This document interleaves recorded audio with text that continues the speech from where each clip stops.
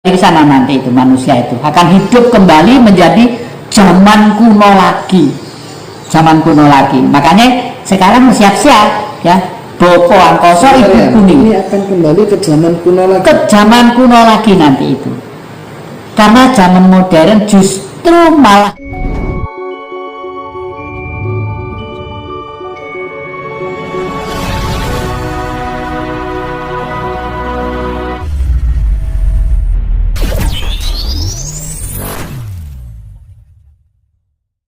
karena sekarang ini menurut data kependudukan dunia, jumlah wanita itu berbanding berapa gitu ya, 7 berbanding 3 atau apa gitu ya, 7 wanita 3 laki-laki gitu ya.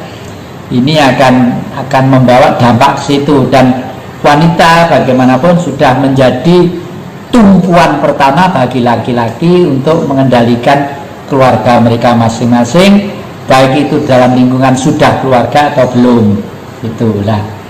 Ini makanya beberapa hal yang akhir-akhir ini saya cermati, saya merasa prihatin juga, meskipun orang lain kadang-kadang hati ini kelakuannya apa sih ngono kok ora gelem. Terus terang aja Mas ya, semenjak lokalisasi ditutup, ini saya tuh pergi naik mobil itu nangis Mas. Karena apa? Banyak anak-anak tertentu di pinggir jalan hanya menunggu orang yang mobil lewat. Siapa tahu kalau ada yang menggunakan jasanya. Itu kan melas banget. Dari segi sosial kasihan, dari segi kesehatan juga bahaya. Tapi bagaimana? Saya sudah terlanjur menulis di dalam buku ini, kita harus melampaui zaman yang namanya sakit terhimpit sampai ke langit. Oleh karena itu, ayo kembali ke dalam diri sendiri, yaitu sebagaimana Sang Buddha menata pribadinya, lalu hiduplah dengan semesta alam yang akrab. Dan ini sudah dilaksanakan di era Mojopahit dengan simbol Siwa Buddha, yang pusaka Mojopahit saya simpen dengan baik, ada di sebelah sana itu. Siwa Buddha. Siwa itu angkasa, Buddha itu manusia yang sudah diberi kekuasaan hidup di bumi supaya menggali jati dirinya ke dalam, sehingga paham bahwa fungsinya itu adalah perwujudan Sang Maha Kuasa, bahwa sinar sudah diberikan kepada otaknya. Beradablah, hiduplah yang serasi, selaras, dan seimbang dengan budaya-budaya yang lain. Cintailah binatang-binatang, cintailah apa saja dan semua saja. Hukumnya adalah cinta kasih. Ya karena penduduk yang sadar kan mungkin cuma Mas Hendra dan kawan-kawan termasuk Jati, tapi mayoritas kan nggak sadar. Amerika blok barat misalnya, karena sudah menganut ideologi yang namanya kapitalisme. Kapitalisme itu backgroundnya adalah liberal, kebebasan manusia, diberi kebebasan yang sebebas-bebasnya. Oleh karena itu di sana diberi hak untuk melaksanakan, menjadi orang yang sekaya-kayanya. Teorinya memang benar, tapi teori itu lupa bahwa orang yang mengabdi kepada material sekaya-kaya akhirnya akan menjadi binatang. Lalu tega ekspansi, menjajah ke sana, menjajah kemari, dan lain sebagainya. Demikian juga komunisme. Komunisme itu semula dari kata komune, artinya himpunan. Di Cina penduduknya yang sudah 1,3 miliar, itu logis saja kalau dihimpun dengan kekerasan dan ketegasan. Kalau enggak ya waduh, nggak bisa membayangkan saya. Tapi karena butuh persaingan, lama-lama membentuk militer.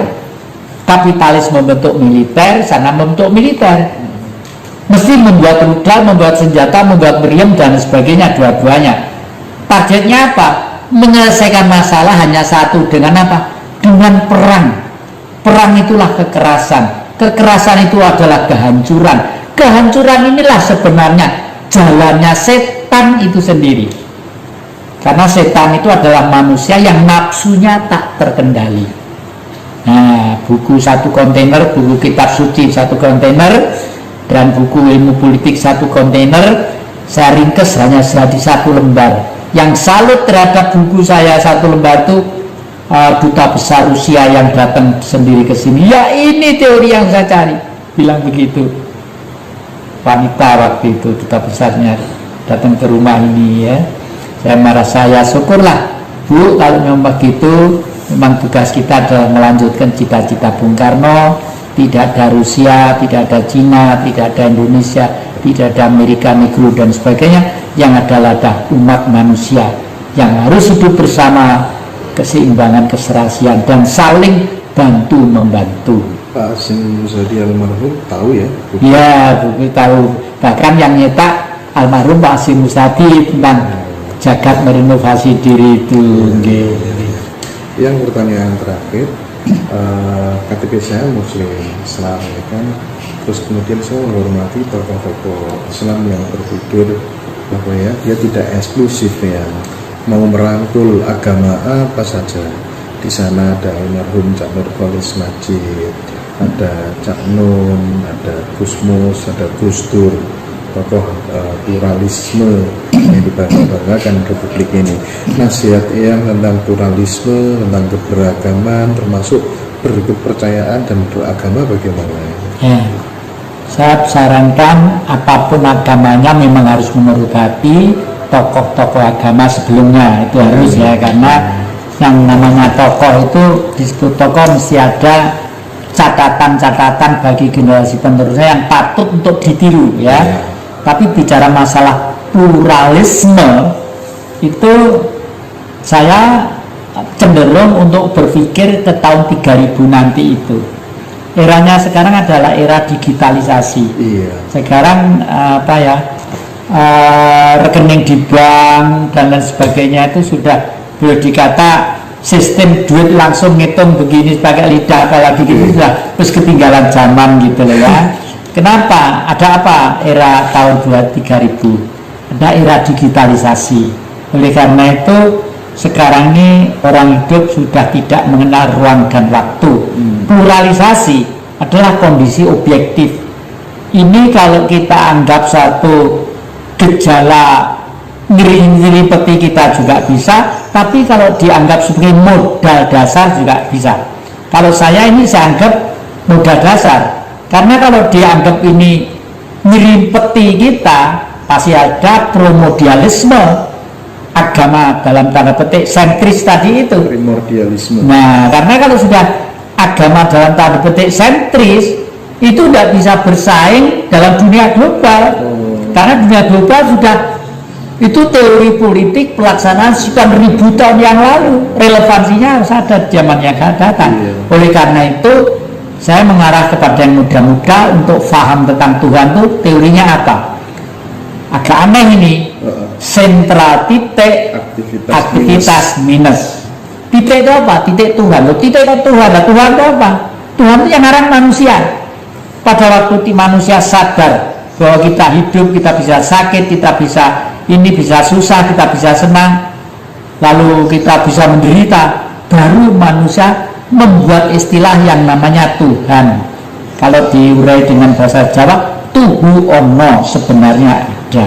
Jadi yang mengarang kata Tuhan itu manusia. Manusia, nggak mungkin kerbau ngarang Tuhan, sapi ngarang Tuhan. Jadi bisa dibilang yang membuat, yang mengadakan kata Tuhan itu ya manusia. Manusia, ya.